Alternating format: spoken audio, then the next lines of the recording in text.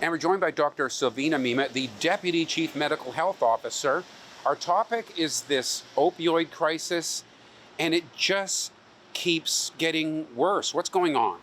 Yes, as you say, the number of deaths continue to increase at even a faster pace most recently in the past couple of years. For example, in the Okanagan area, here in BC, in our area, last year we had 92 deaths due to the toxic drug supply. And this year, in the first 3 months of 2023, we are already at 37. So we are in our way to exceed last year's number, which was already a record. Wow.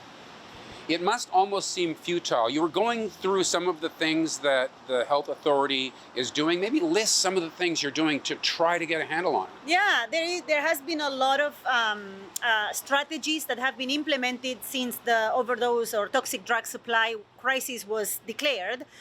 Interior Health has launched, as you know, take home naloxone. We have drug checking. We have expanded our harm reduction capacity, and we have also expanded our treatment capacity. We have added beds to be able to accommodate individuals that need treatment and detox.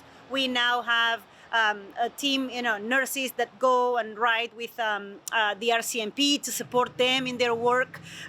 There is expanded treatment capacity at emergency departments. People can walk into an emergency department and get treatment. And this is just to name a few.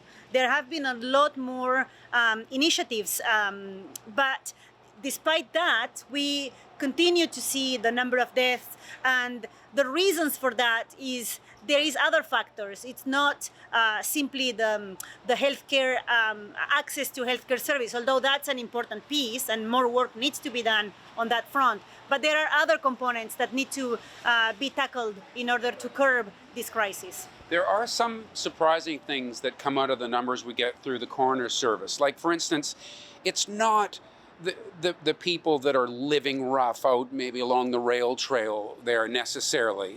Some of them maybe, but mostly we're talking about typically men in private residences. Yes, the people that are affected by this toxic drug supply and that are dying are men are overrepresented, middle-aged men. As you say, it's not all individuals that are experiencing homelessness or that are on the street. We know that individuals that are vulnerable, people that have low income, mental health issues, those are at increased risk, and also indigenous people are at increased risk, like disproportionately affected by the toxic drug supply. There was a report released by the coroner last year. It's called the Coroner Death Panel Review, and that report explains and goes over who's dying since the crisis was declared an emergency, and also there is some recommendations in the report. The thing that jumps out at me is the presence of fentanyl in the vast majority of these deaths. I mean, we've talked about this, that, the war on drugs isn't working, but should we not have a war on fentanyl? Yeah, I think that, the war on drugs implies enforcement, heavy-handed approach to tackling individuals who use substances, individuals who deal substances. And that has been the mainstream approach for a number of years, and unfortunately hasn't led to improvements if anything, things have gotten worse with the war on drugs. And fentanyl is the main substance that is found in individuals who die from a toxic drug event. There is also a large number of individuals that have multiple substances. They have consumed multiple, and fentanyl is one of the substances that they consumed. So an approach that is more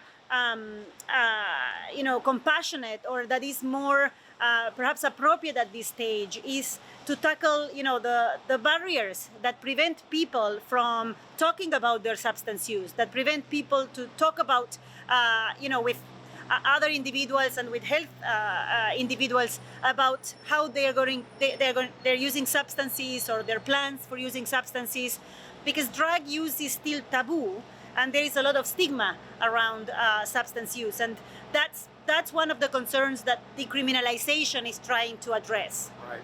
You went through a long list of things that health authority is doing, and yet people say, well, the numbers are still going up. So they might say, well, your strategy must be all wrong. But what do you say?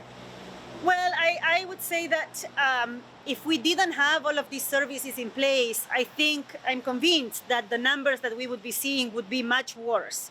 If we didn't have naloxone, if we didn't have drug checking, if we didn't have all the medical, strategies that we have launched. So I believe that we are making an impact in terms of preventing deaths. However, I see your point that, why isn't this getting better? And it was getting better before the pandemic. We were seeing a slow but steady decline in the number of toxic drug deaths. But then when the pandemic came, people began to be isolated. And we know that isolation and not having a community around you is one of the drivers for people to seek the thrill or the relief, or to want to experience alternative, experiences and use drugs. We see a lot of employers embracing the idea of opening up about things like mental health. Is it time for a similar kind of conversation about drug use, so that it could become something that a person could talk about more before they wind up in a coroner's report? Yeah, I think that we still have a lot of work to do in terms of talking about mental health. I don't think that we've gone to the extent of normalizing mental health for people to talk about it freely. There is a lot of stigma still around mental health, and we know from the Deaf Coroner panel review that mental health is one big factor among people who use substances. It may not be addiction per se. It may not be that people have an addiction issue. That's why perhaps they're not seeing an addictions counselor. But they have mental health and haven't opened up about that. Yeah. But I would say someone might be willing to say to their employer, I need a mental health day. But I don't think people would say, I'm really struggling with some drug use issues. I need to take some days off. Yeah, that's true. Because there is consequences for their work. They may lose their work. They may lose their kids. So it's difficult conversations to have. Yeah. So, do you have any reason for optimism? It all seems so gloomy. Well, I think that the optimism comes from the fact that now we have, this approach with decriminalization that we are piloting in BC, and it's still too soon to know results. We have to give it, some time to see what happens with this. But I'm optimistic that this is going to help advance the conversation at different levels. And also now that the pandemic restrictions have eased, we have more opportunity to build connections with people. And I am optimistic that that is another factor that will bring relief. And hopefully we will begin to see those trends go down. Well, thanks so much for sharing all that with us. Thank you, Ken. And thank you for watching Kelowna Now.